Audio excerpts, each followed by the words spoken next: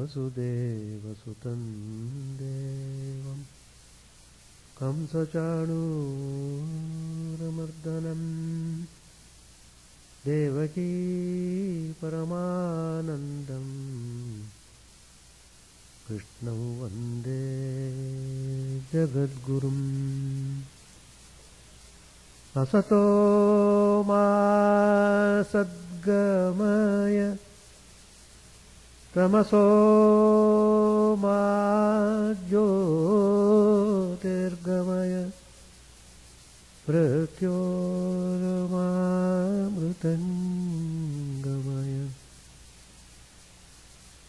Om Shanti Shanti Shanti.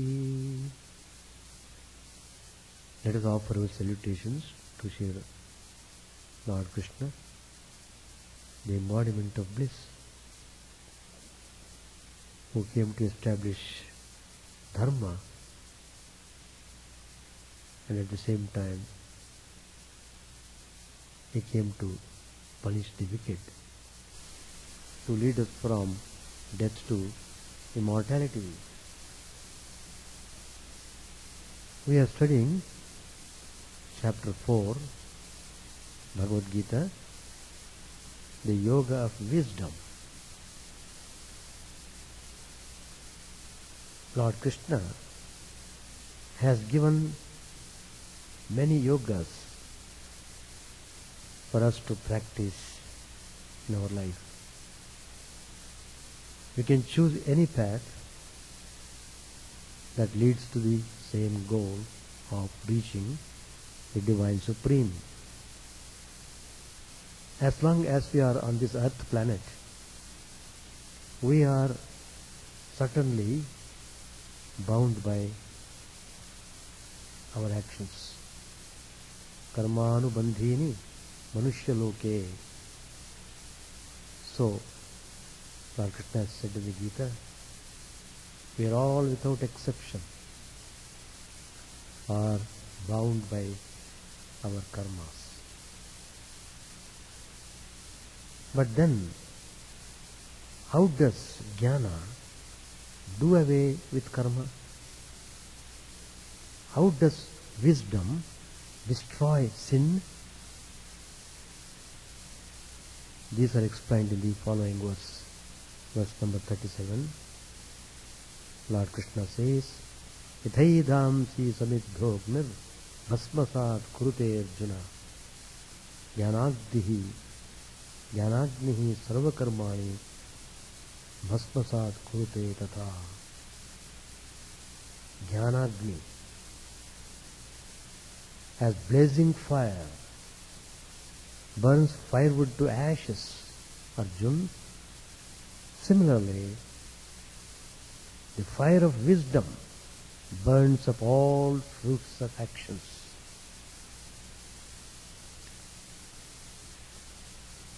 Just as blazing fire reduces fuel to ashes, so does the fire of the wisdom reduce all actions to ashes. That is, renders them impotent. The fire of wisdom, you should note, cannot indeed literally reduce actions to ashes as fire reduces fuel to ashes. Accordingly, we should understand that right knowledge is a cause which renders all actions impotent. But, this but is very important.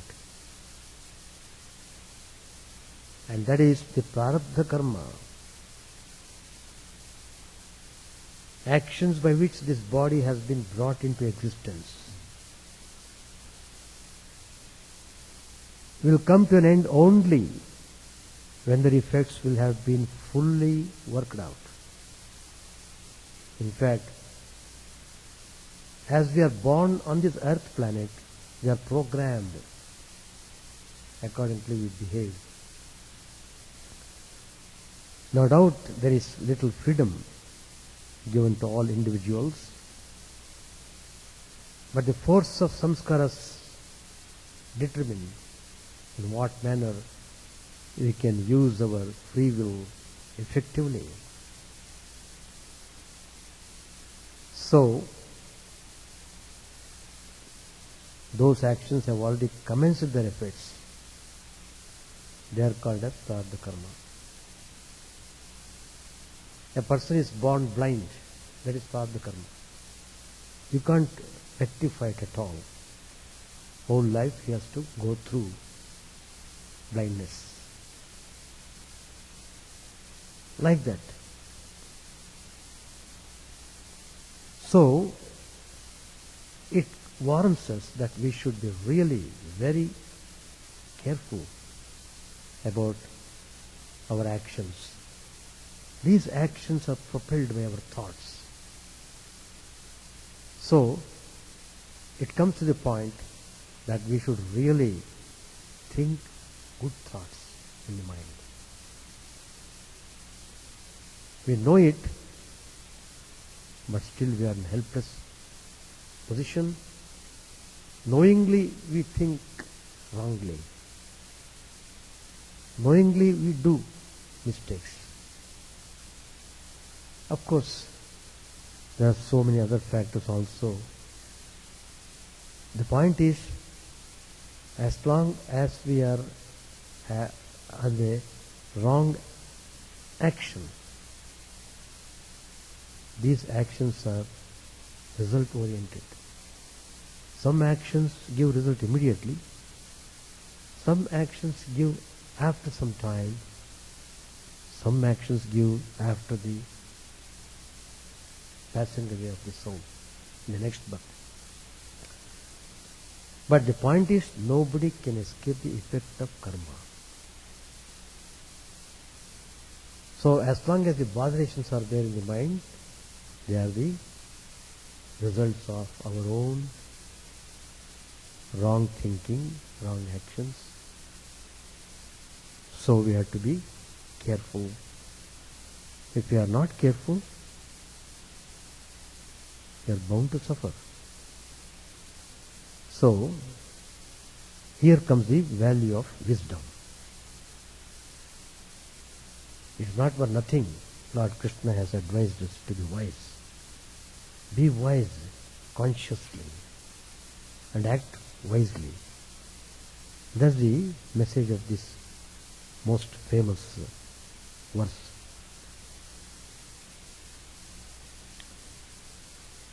So, but then wisdom can destroy some actions. What are they? They can destroy only sanchita karma. That is, the karma stored up to bear fruit in the distant future. And the wisdom can also destroy agami karma, that is, the karma that bears fruit in the near future. The fire of wisdom renders the prarabdha ineffective though operating. But then how does the wise man act upon? With this knowledge of the wisdom, he pays no more heed to it than it does to the shadow of his body. He doesn't care.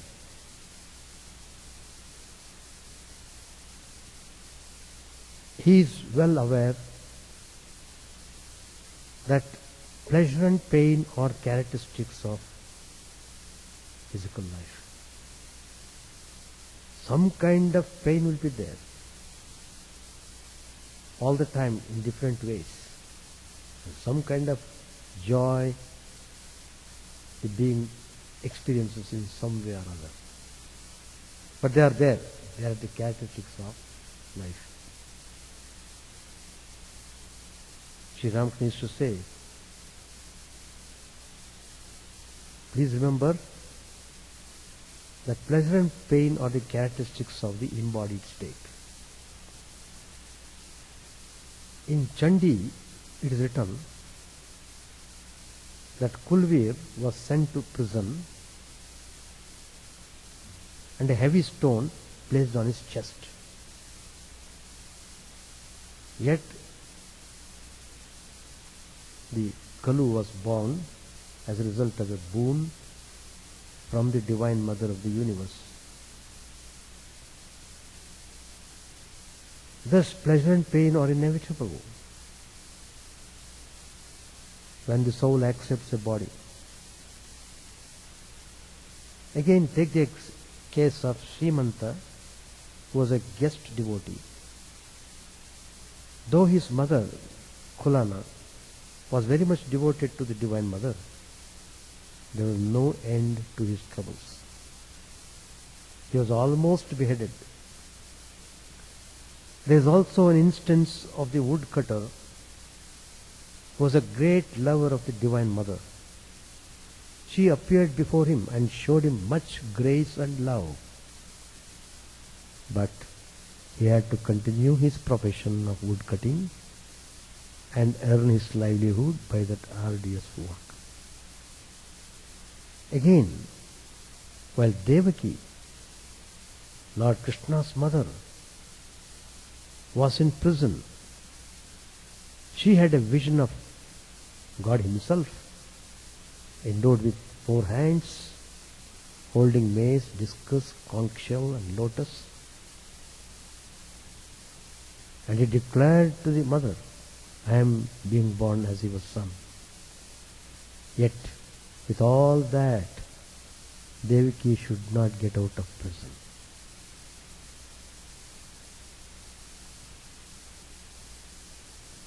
Master Mahasaya makes an observation. Why speak only of getting out of prison? This body is the source of all our troubles. Devaki should have been freed from the body.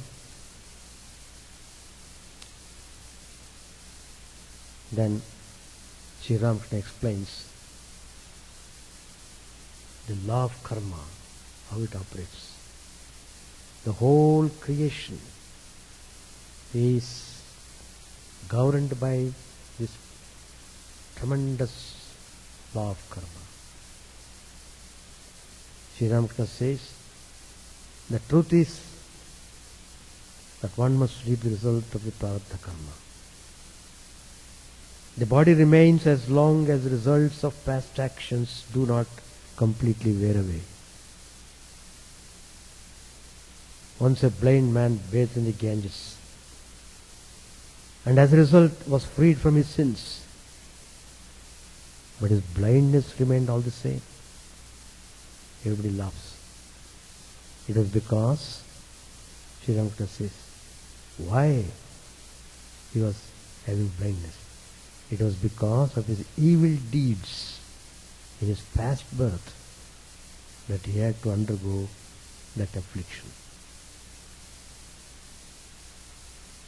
So truth is uncompromising. Master Mahasaya said, yes sir, the arrow that has already left the bow is beyond our control.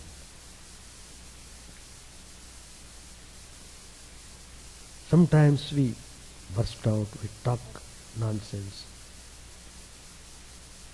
We talk emotionally, but it is like shooting the arrow. One has to reap the effect of whatever we have given to our emotions. Sri Ramakrishna said, however much a devotee may experience physical joy and sorrow, he always has knowledge and the treasure of divine love. This treasure never leaves him. That's the beauty of wisdom. You may be suffering, but you don't feel the effect of it because of your tremendous faith and devotion. You are not affected by the sufferings. Sri Ramakrishna said further, take the Pandava brothers for instance. Though they suffered so many calamities, they did not lose their God consciousness even once. Where can you find men like them, endowed with so much knowledge and devotion? Here is the glory of the knowledge, the glory of devotion. Both lead to the same. Once you are aware of the fact, you are no more deluded by the things happening to you in any manner. Sri Ramakrishna said,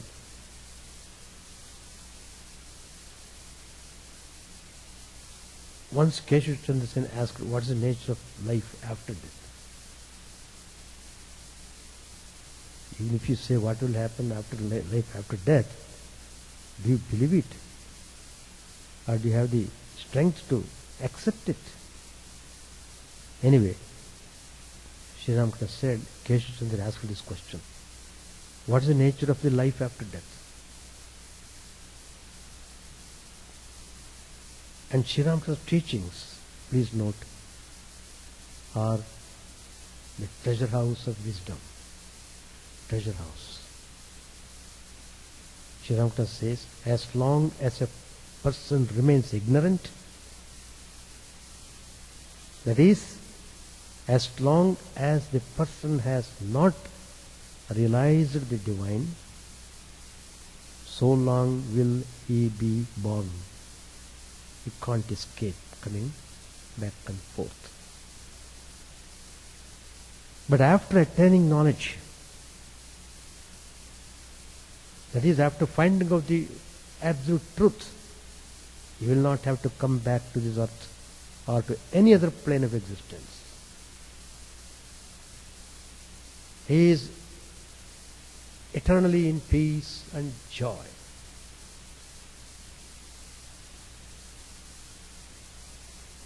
Sri Ramakrishna gives the example. The potter puts his pots in the sun to dry.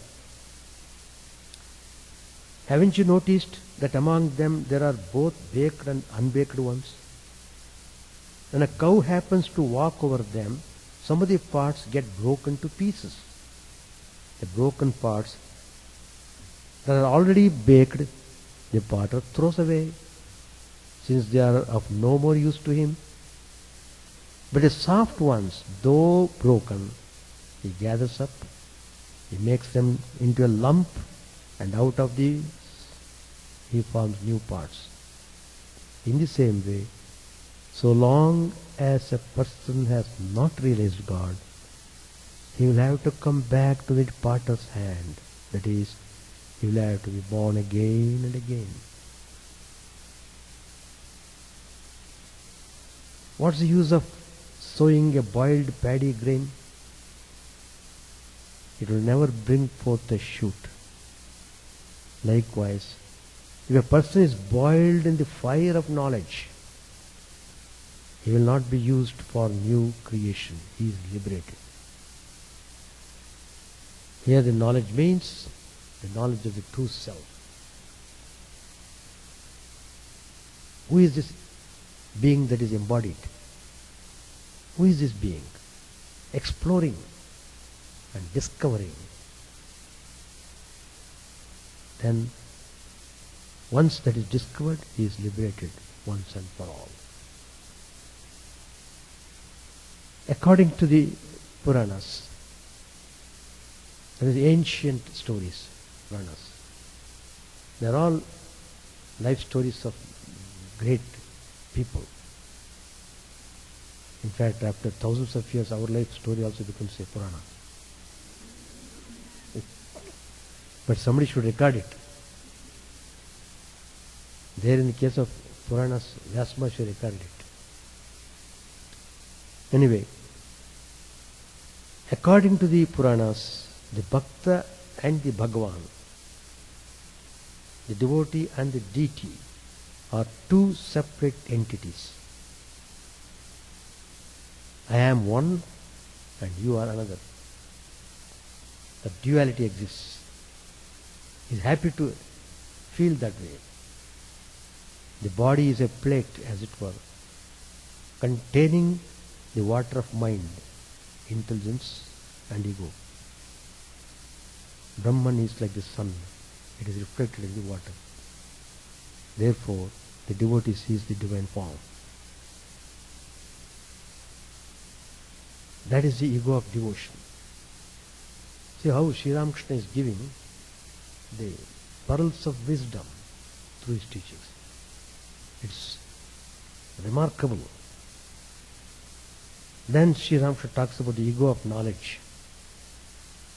According to Vedanta, Brahman alone is real and all else is Maya.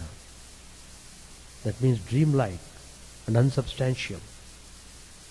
The ego, like a stick, lies across the ocean of Satchidananda. Then seeing Master Maharshi, Sri Ramakrishna said, listen to what I am saying. When this ego is taken away, there remains only one undivided ocean of Satchidananda.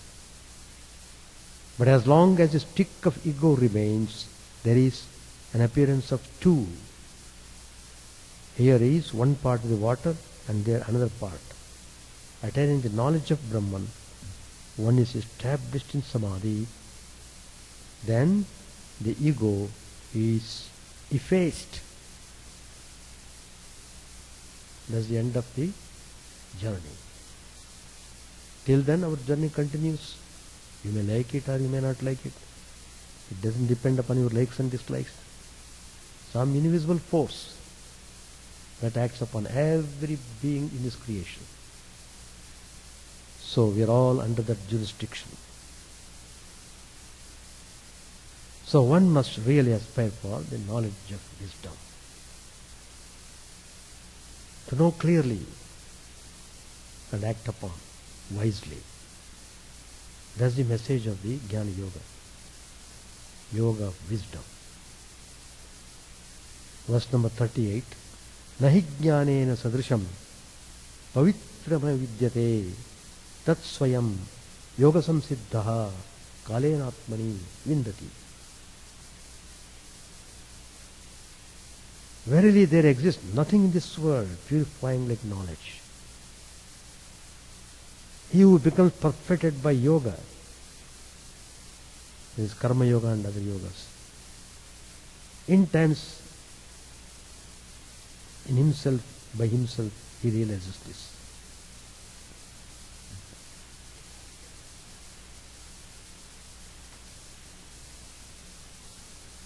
Sri Ramakrishna said to Mahimacharan,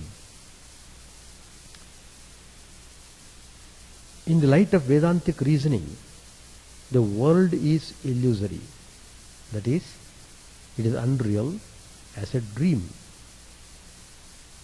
The Supreme Soul is a witness.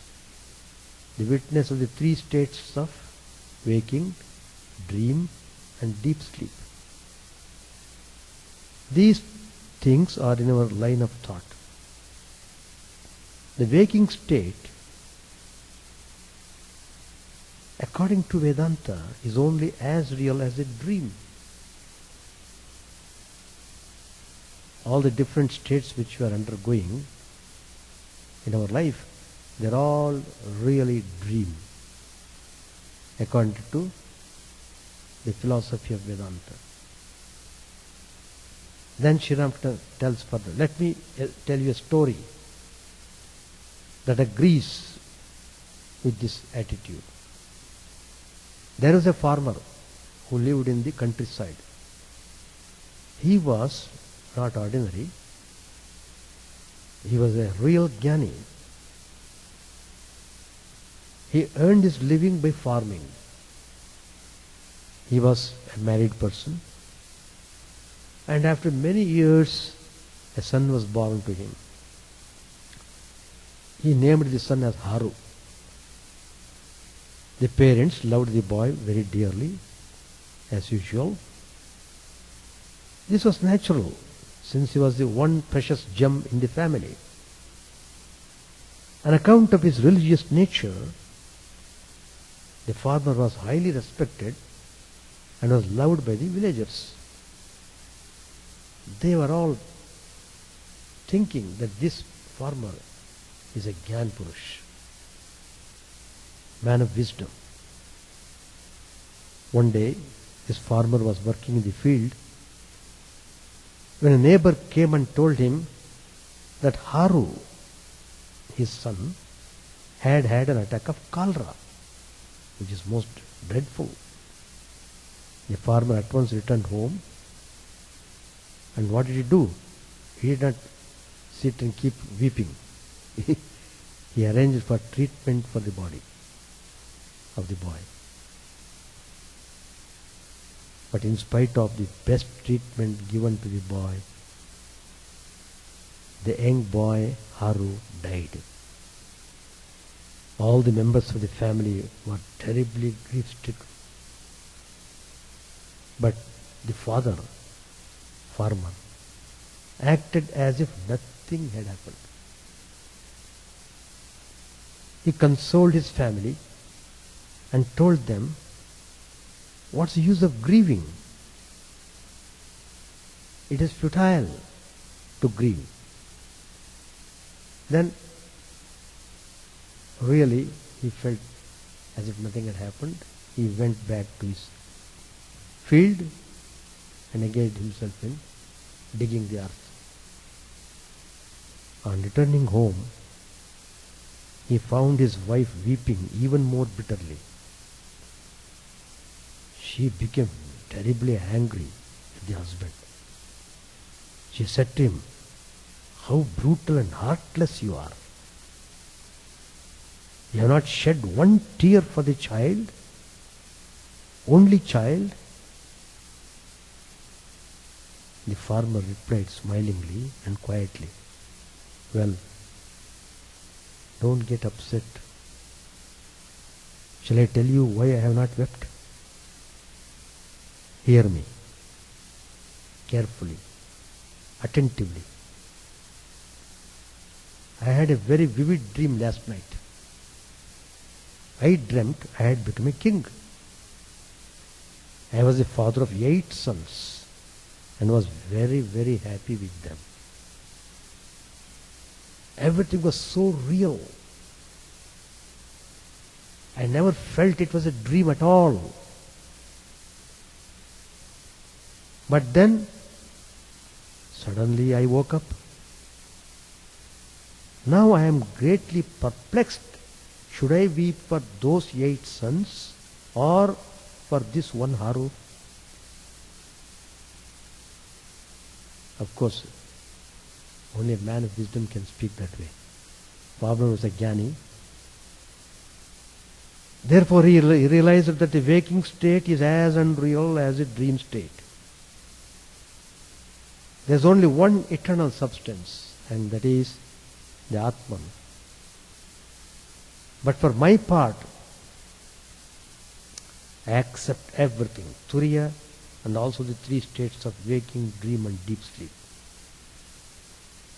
Chidananda says that. I accept all 3 states. I accept all. Brahman and also Maya, the universe and its living beings. If I accepted less, I should not get the full weight. The devotee was puzzled. What is this full weight? What do you mean by that?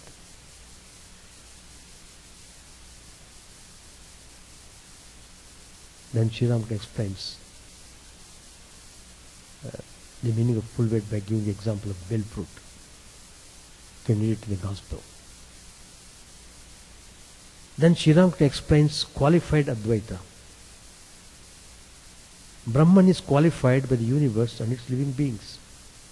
At the beginning, while following the method of not this, one has to eliminate the universe and its living beings. But as long as I consciousness remains, one cannot but feel that it is God Himself who has become everything. He alone has become the 24 cosmic principles. When a man speaks of the essential part of the bell fruit, he means its flesh only and not the seeds and shell. But if he wants to speak of the total weight of the fruit, it will not do for him to weigh only the flesh. You must accept the whole thing, seeds and shell and flesh. Seeds and shell and flesh belong to one and the same fruit. A man dreams that he is being tortured to death. All sorts of dreams people get, wild dreams. If they are very pleasant dreams, they immediately accept it. Oh, I had a nice dream. All remedial measures adopted in the dream are of no avail to the victim. He was terribly suffering. He is really suffering in the dream. The dream requires to be snapped and the man brought to wakefulness. This done, he clarifies to himself that nobody subjected him to torture and that his agony was his own creation. Wakeful state here is a purifier of the self-imposed ignorance in dream. Likewise, self-knowledge, Atma-Gyan, cleanses the man of the delusion of birth and death. It reinstates him in his original blessedness. Knowledge is therefore the best among the purifiers of man. The proper practice of Karma Yoga transforms the life of the yogi into Jnana Yajna. His mind thereby gets purified and he becomes competent in course of time for self-knowledge. There was a sub-judge sitting near Sri Ramakrishna. He asked a question, Master, how can we know that we have knowledge? Sri Ramakrishna said, when one has knowledge, one does not see God anymore at a distance. One does not think of Him anymore as He. He becomes this. Then He is seen in one's own heart. God dwells in every person. He who seeks God realizes Him. So seeking God is a spiritual practice. Then Sri Ramakrishna says about sin and God's name. How God's name purifies his sins. The sub-judge was aware of his sins, He said, Sir, I am a sinner. How can I say that God dwells in me? Sri Ramakrishna said, this is the one trouble with you, Brahmos. He belonged to Brahmo Samaj. With you it is always sin and sin and sin. That's the Christian view, isn't it? Once a man gave me a Bible, Sri Ramakrishna said. A part of it was read to me, and it was full of that one thing, sin, sin, sin. One must have such faith that one can say, I have uttered the name of God, I have repeated the name of Rama, Hari. How can I be a sinner? One must have faith in the glory of God's name. And again the judge asked, Sir, how can one have such faith? Again Sri Ramakrishna has to teach him. Have passionate love for God. One of your Brahmo songs says, O Lord, is it ever possible to know you without love? However much one may perform worship and sacrifice. Pray to God in secret and with yearning, that you may have that passionate attachment and devotion to Him. Shed tears for Him. A man sheds a jug full of tears because his wife is sick, or because he is losing money, or because he is worrying about getting a job. But tell me, whoever weeps for God, the attainment of the Absolute is called the knowledge of Brahman. But it is extremely difficult to acquire. A man cannot acquire the knowledge of Brahman unless he completely rids himself of his attachment to the world. When the Divine Mother was born as the daughter of King Himalaya, Parvati, the Divine Mother, the daughter of King Himalaya, she showed to her father various forms. The king was very happy and said, "Well, I want to see Brahman." Thereupon the Divine Mother said, "Father, if that is your desire, do you know what you should do? You must seek the company of Holy One, company of holy men, satsang.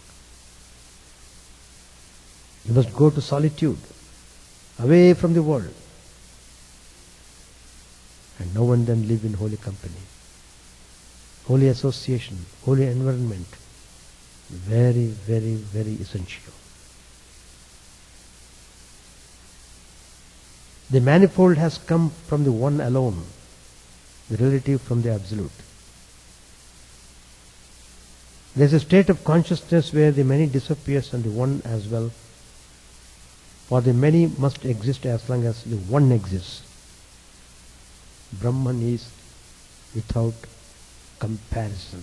It is impossible to explain Brahman by analogy. It is between light and darkness.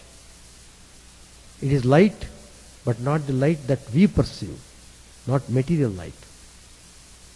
Again, when God changes the state of my mind, Sri Ramakrishna tells all these things. When He brings my mind down to the plane of the relative, I perceive that it is He who has become all these, the Creator, Maya, the living beings and the universe. Again, sometimes He shows me that He has created the universe and all living beings. He is the Master. And the universe is garden. He is the Master. And the universe and all its living beings belong to Him. That is knowledge. And I am the doer, I am the guru, I am the father. That is the ignorance. This is my house, this is my family, this is my wealth, these are my relatives. This also is ignorance. When Sri Ramakrishna said like this emphatically, there was Balram's father. He said, "That's true, sir, that is true." Master said, "As long as you do not feel that God is a master, you must come back to the world. You must be born again and again. There will be no rebirth when you can truly say, 'Oh God, you are the master.' As long as you cannot say, 'Oh Lord, you alone are real,' you will not be released from the life of the world. This going and coming, this rebirth is inevitable. There will be no liberation further. What can you achieve by saying it is mine? The manager of an estate may say, 'This is our garden, these are our couches and furniture.' But when he is dismissed by the master, he has not the right to take away even a chest of worthless mango wood given to him for his use. The feeling of I and mine has covered the reality. Because of this we don't see truth. Attainment of Chaitanya, divine consciousness, is not possible without the knowledge of Advaita, non-duality. After realizing Chaitanya, one enjoys Nityananda, eternal bliss. One enjoys this bliss after attaining the state of a Paramahamsa. Do you know what the vision of divine consciousness is like? Sri Ramakrishna explains, it is like the sudden illumination of a dark room when a matchstick is struck. And now, most important part is, we have understood what exactly knowledge means. We have understood to a little extent how knowledge purifies our mind, how knowledge can burn most of our sins.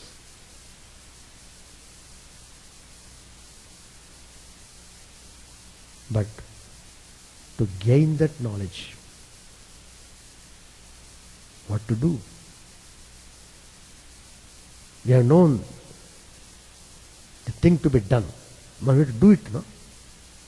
It's just like knowing the recipe of the preparation of the dish. You know the recipe, but you have to cook it, Then only you can enjoy. So, Sri Ramakrishna is telling us, ceaseless effort is essential. Ceaseless effort. No slackening. As an aspirant, you must be more focused on self-effort. Past is past. Don't brood over the past. Don't think of the future, what would happen like that. Simply act wisely, properly. Make sincere effort in the present moment. Every moment of the present day. Like that whole life. Devote for making efforts to gain the knowledge. Nothing in life comes without effort.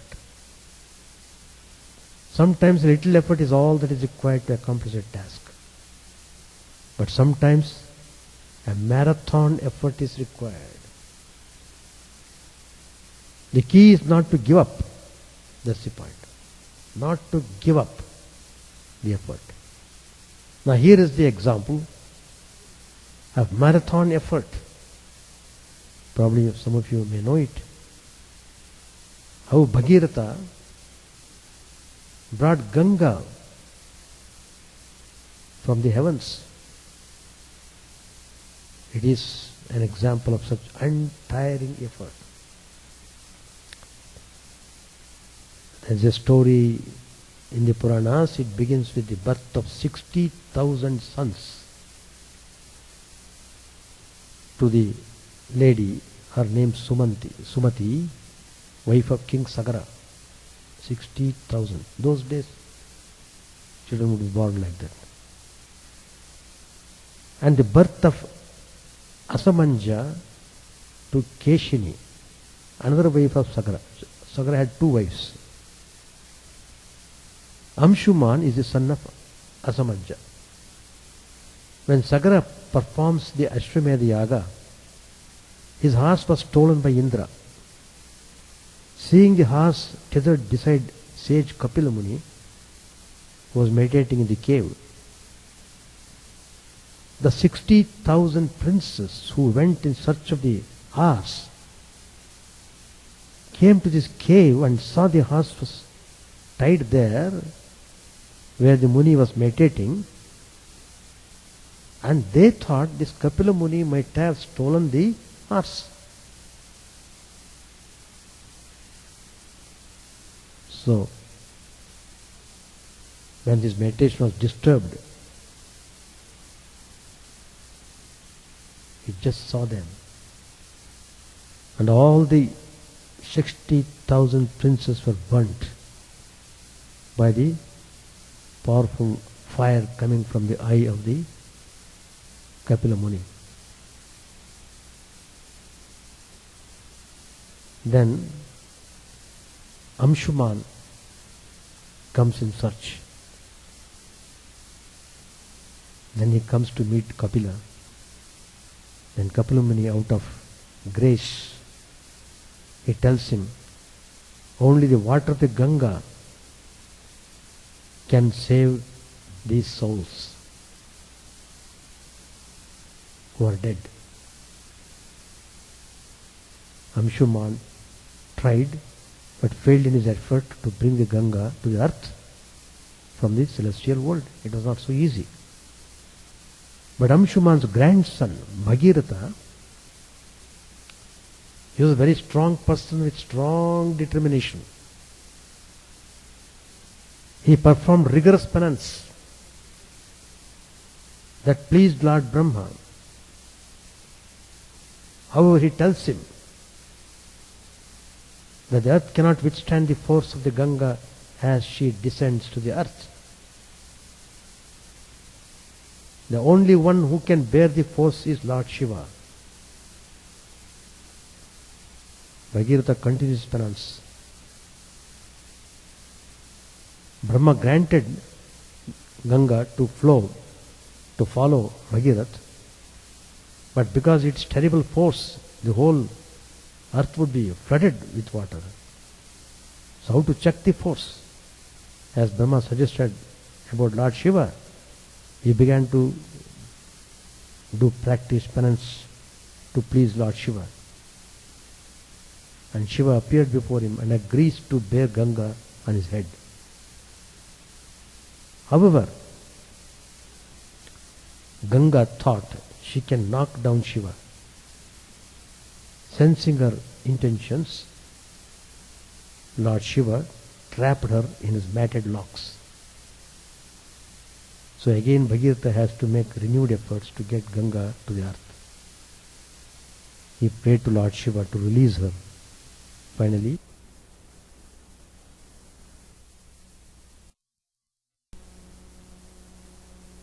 Ganga destroys the sacrificial fire of the sage Janhu, who swallows her.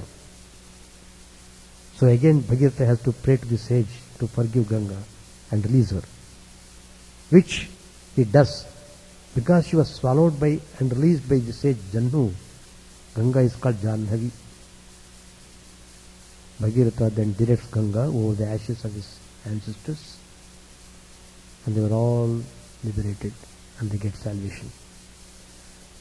Thus it was the untiring effort of Bhagirath that gave humanity the river Ganga. So not only did the river take its name, it's called Bhagirathi, and come to be known as Bhagirathi, any unceasing, tireless effort is spoken of with a reference to Bhagiratha's effort, Bhagiratha Prayatna, like they say. The teaching is, effort is indispensable to success in spiritual life. Simply telling, oh, I am doing meditation, simply making a long voice will not give success. Effort sincerely. Mere theoretical knowledge will not do. We know everything, but do nothing. Swami Vivekananda used to say, we know so much that it would have been better to know a little less. Do something. Just do something. Nobody likes to take the trouble of doing anything. You have to work hard yourself. It is not possible for another man to work for you by proxy. You can be relieved of a load on the head by another person. But if you feel hungry, you yourself will have to eat. Your hunger will not be appeased if somebody else takes food for you. The master used to say, mind, struggle unto death. Can any pearl be found in knee-deep waters? If you want to realize him, dive down in the very depths of the ocean. How hard you work to get your graduation degrees, master's degree, etc. How much energy and enthusiasm had to be expended to ensure success. Won't you give the same attention and interest to spiritual life as we have to give, as we gave to passing your college examinations? How can you expect any result in the spiritual field if you don't apply yourself at least that much? Just as you succeed in getting the master's degree by your perseverance, in the same manner you are sure to succeed in spiritual life if you work hard. Swami Adbhutanandaji, one of the direct disciples of Sri Ramakrishna, he said, do you think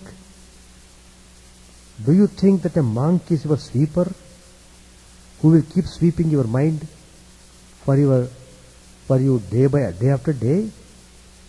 Do you think that a monk is your sweeper who will keep sweeping your mind for you day after day?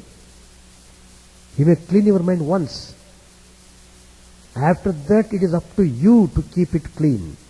If you don't have any motivation, what can a monk do?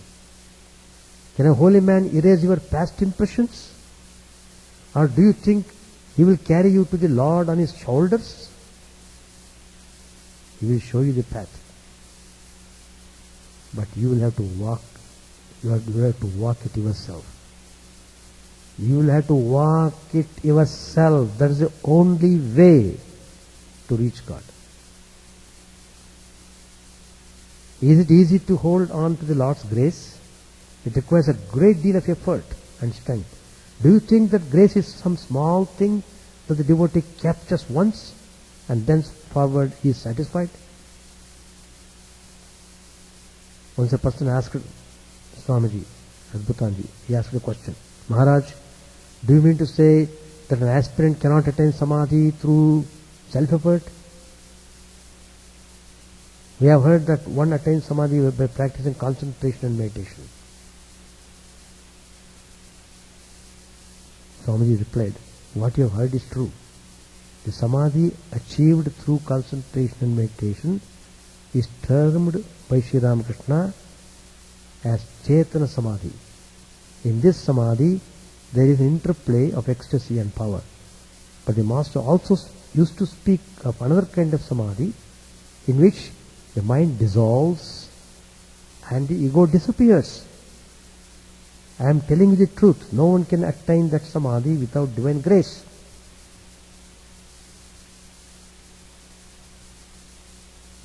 Another day disciples, that is Swami Ramakrishna Math, he said, never remain idle,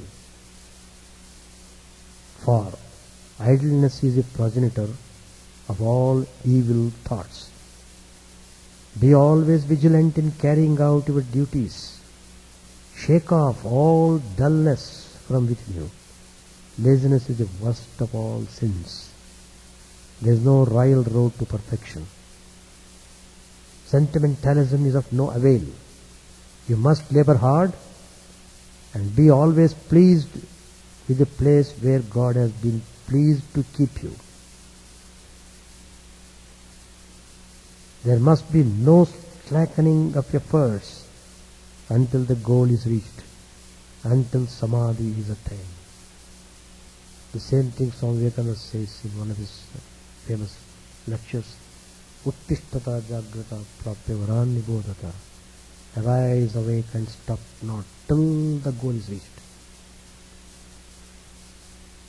So, that's how he was pursue the path of knowledge.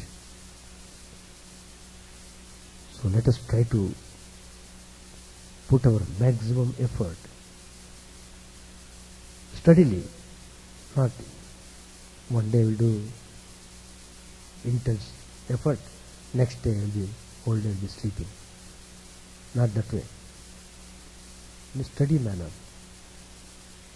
In meditation in spiritual life, Swami Chidananda says, start with half an hour. Pay attention for quality meditation, quality. Stabilize yourself, doing properly for half an hour. Then slowly increase it to 45 minutes. Like that you build up. In course of time, you'll be able to sit for long hours without any problem. It all depends upon how you monitor your mind, how you become aware of your weaknesses, and how you are sincere about eradicating those weaknesses instead of defending those weaknesses. Our natural tendency is to try to defend our weaknesses. No. In spiritual life, it should be the other way. The more the weakness you find, the more effort you have to make to get rid of those weaknesses. You must be heroic in that respect, not yielding to weaknesses. That's the way of practicing spirituality, and yoga wisdom is very helpful in our spiritual effort. With these words I conclude my talk, and I shall continue the topic next Tuesday. The supreme value of Shraddha. Shraddha. You can't really translate this word Shraddha. People translate it as faith. Faith is a very weak word. Vishwas. Tremendous confidence. So many things are implied in this.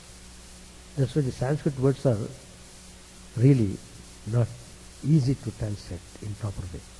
It doesn't give the full meaning of what exactly it is meant. Anyway, we shall deal with this subject, the value of Shraddha in our life. Tomorrow we are observing Sri Shankaracharya's birthday.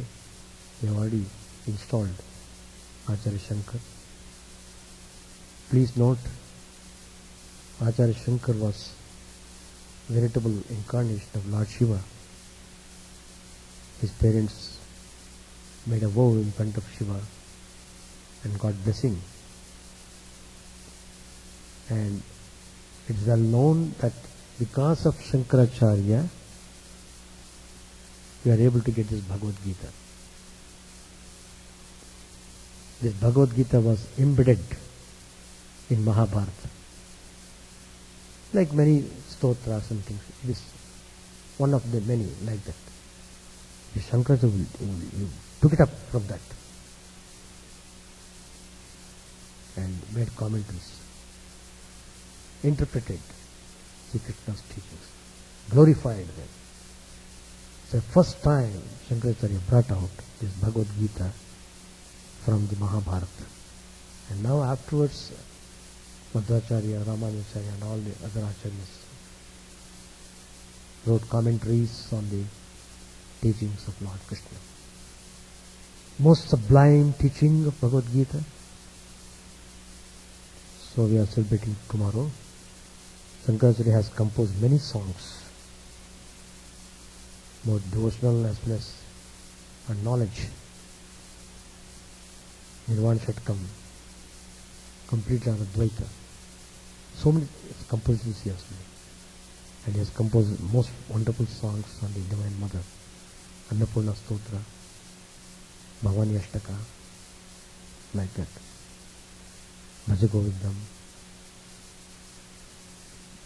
So let us try to engage ourselves in some studies every day in our life, in our home. Keep the mind always on the high plane, and books are our holy company. In America you can't get holy company in the real sense of the term. You can't run after them. Where do you find? It's not easy. So books are your company. Choice books. You must have proper books which are really useful. Reading them, thinking about them, that should be our practice. Om Sahana Bhavatu Sahana Bhunaktu Sahaviryam Karavavahai Tejasvinavadidamastu Vidvishavahai. Om Shanti Shanti Shanti. Hari Om Tat Sat. May the Lord protect us, may He nourish us, may the Lord be fruitful and enlightened. May we not hate each other. Peace, peace, peace be unto all.